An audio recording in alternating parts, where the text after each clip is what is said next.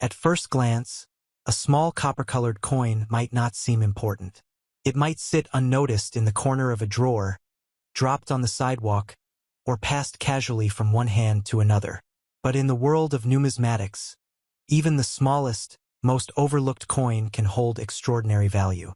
One such example is the 2008 5-cent coin from South Africa, a modest coin by design, but one that has captivated collectors due to its unique characteristics and a hidden story that only few are aware of. Minted in a year that might seem uneventful to the average observer, this coin is now one of the most sought-after items in rare coin collections across the globe. While the coin itself was produced in high numbers for everyday circulation, there are certain features and minting inconsistencies in the 2008 batch that have transformed it into a collector's prize. Many individuals who possessed one had no idea of its potential worth, often spending it without a second thought. But for those with a sharp eye, and for collectors with deep knowledge of coinage anomalies, this specific coin has become a hidden gem. South Africa's monetary system has always had an interesting place in global numismatics. With the country's rich history, economic shifts, and vibrant culture, the coins it produces are more than mere currency. They are symbols of political change, national identity, and even artistic expression. The 5-cent coin, in particular, has seen various design changes over the years, each reflecting the mood and direction of the nation during that period. But the 2008 version stands out for reasons that go beyond design. To understand the coin's rarity, one has to look deeper into the events of that time and the circumstances around its production. In 2008, the South African Mint released the coin into regular circulation as part of its ongoing currency issuance. Made from nickel-plated copper and small in size, it featured the familiar image of the blue crane, a bird native to the region and known for its elegance and significance in South African culture. On the reverse, the national coat of arms and the year of minting were clearly displayed.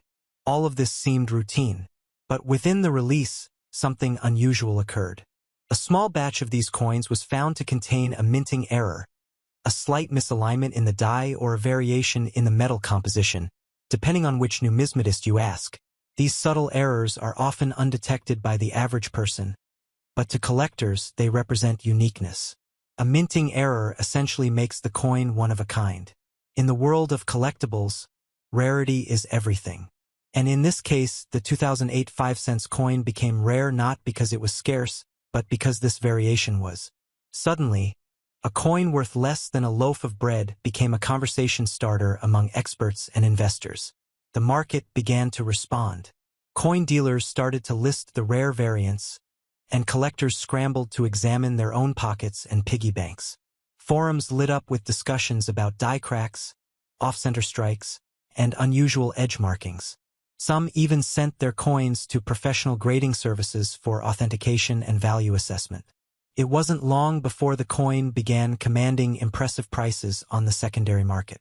And what's even more fascinating is that many people who once dismissed the coin as ordinary realized that they had, at one time, held a miniature fortune in their hands. The journey from pocket change to prized possession is one of the most thrilling aspects of coin collecting. It's not just about the money, it's about the story.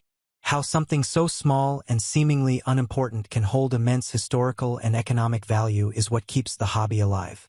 The 2008 South African 5-cent coin represents the perfect storm of factors: limited error variation, national significance, and market intrigue that have driven its value upward. Collectors around the world started to take notice. Coin fairs, online auctions, and private collections began featuring this humble coin in prominent display cases. Many coin investors began to speculate on future value increases, treating the coin as both a cultural artifact and a financial asset. Its presence in the collector's world grew stronger with every passing year, especially as fewer high-grade versions surfaced on the market. It became clear that owning one in excellent condition wasn't just lucky, it was potentially life-changing. Part of the coin's allure comes from the mystery surrounding its limited error variation. The exact number of these minting anomalies is unknown, adding to the suspense and desirability. In numismatic circles, uncertainty often fuels demand. If everyone knew how many existed, the mystery would be gone. But the idea that only a handful might still be in circulation keeps collectors hunting, checking every 5-cent coin that passes through their hands. It has become a modern-day treasure hunt, an adventure hidden in plain sight. Beyond the technical aspects, there's also an emotional connection many South Africans feel toward the coin. It's a piece of home, a symbol of heritage, and a memory of everyday life. For some, finding the coin brings nostalgia. For school lunches paid with small change, for family shops, for moments that seemed mundane at the time but are now precious memories. This emotional value, combined with the financial worth, makes the coin a powerful object. It transcends its function as money and becomes something more profound. The grading of the coin has become a topic of deep interest. Only a few coins have been verified and graded at the highest levels. Coins that remain in near-mint or uncirculated condition are extremely rare. Those that were kept in safes, coin albums, or protected from general circulation have held their quality and, therefore, their value. Collectors are known to pay significant premiums for coins that have been graded by top institutions.